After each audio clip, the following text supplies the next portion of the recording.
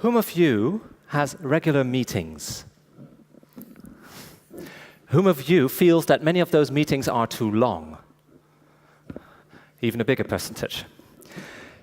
When I started my career 12 years ago, I had many, many meetings. There were days I had 5 to 6 meetings back to back for 9 to 10 hours.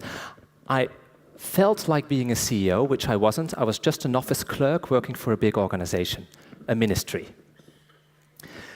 Now, the after lunch hours were the most difficult one to cope with. I had to find strategies to stay awake. And my strategy was finding what strategies others had. So I could scribble down and let my creativity flow 50, 60 different strategies people had. Like that, I even seemed engaged because I was scribbling a lot.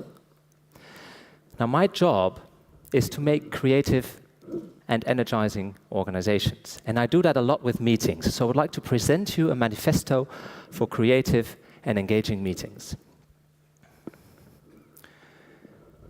Meetings. There are, in the US, approximately 11 million meetings a day.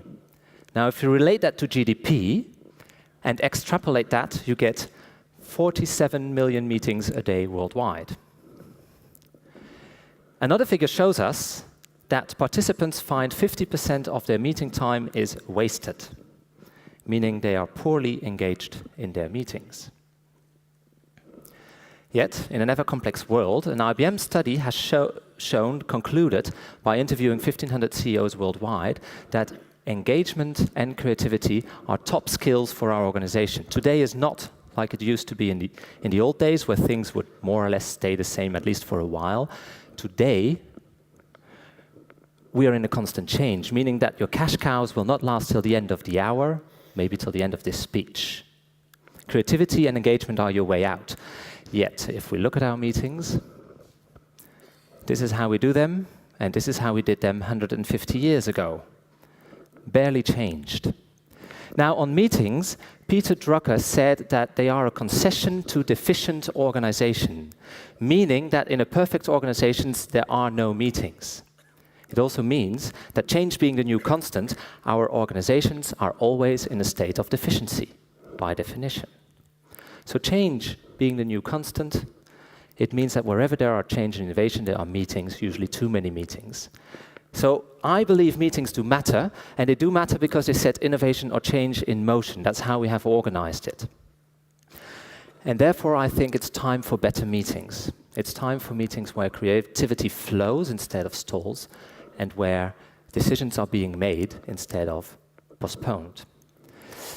Creative and engaging meetings, and that's for I developed 2 rules and 7 habits. And I'll start with the 2 rules. Number 1, an engaging meeting will never follow plan. Rule number 2, if your meeting follows plan, you will have had a suboptimal meeting. Now, there's no way you can prepare for how your participants will react 100%. If you have engaged them fully, it means that they will come up with things you haven't thought of, meaning that your meeting will run differently than prepared.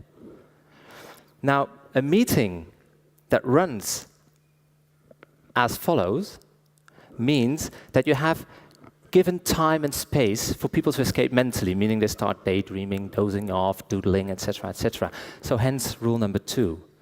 Now, in all the management book I read, they said meetings should follow plan. Well, I don't believe it, because there is an unknown aspect to groups, to working with groups, and there's some you should face that. You should basically cherish that a lot, because that's where you get the best ideas from, and also the best decisions.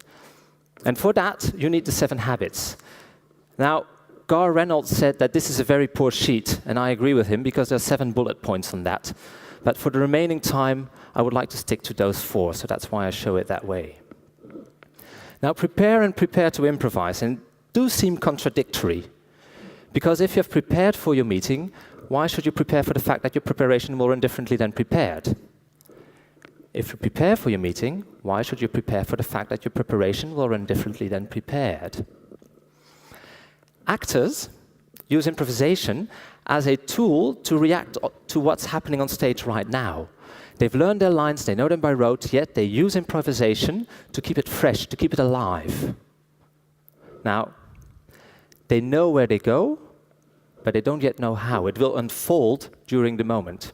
And I believe we focus way too much on how to achieve goals in our meetings. Instead, we should focus our preparation on what goals we reach, and then in the meeting itself, use the genius of improvisation, get it out of the bottle, and let people improvise a lot to get the best ideas.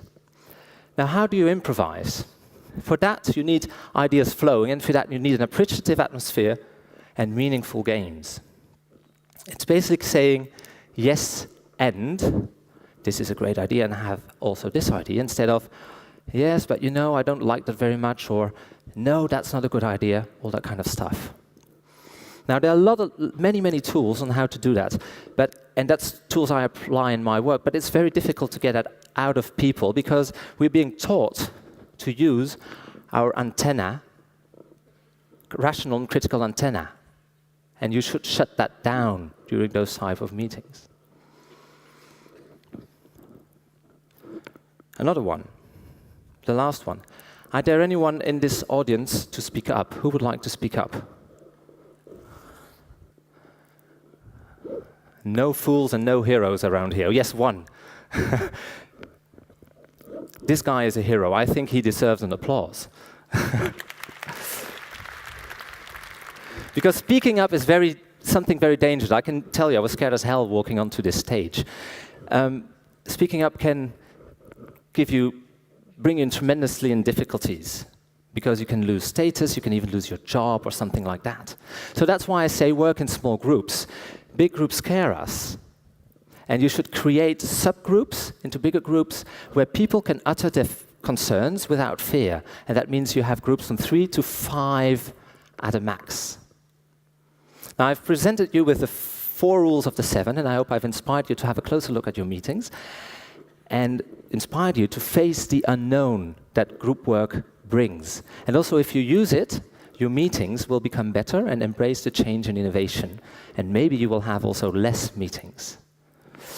Finally, but at last, you can download a brochure on my site, and I'd be happy to connect with you at any given time to have a creative and engaging meeting. Thank you very much.